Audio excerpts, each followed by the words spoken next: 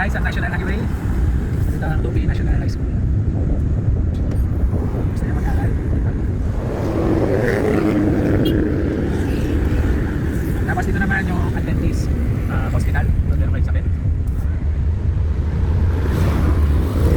Ito naman yung Tanox Restaurant. Gusto niya kumain ng chicken kasaan.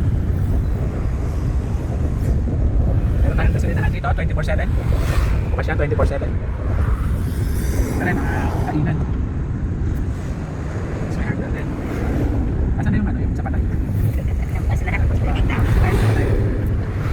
Tapos meron din 10 bank dito. Rural bank. Ito. Yung si Jollibee. Tapos meron din swimming pool dito. Swimming area. Clinic sa munisipyo. Center. Yung po ang sentro.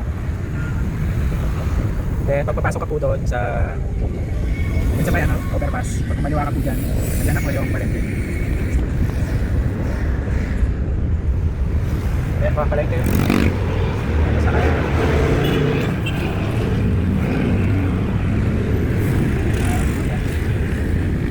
Video rin dito. Yung nagpagtan. Then gusto nyo magsimba. Okay.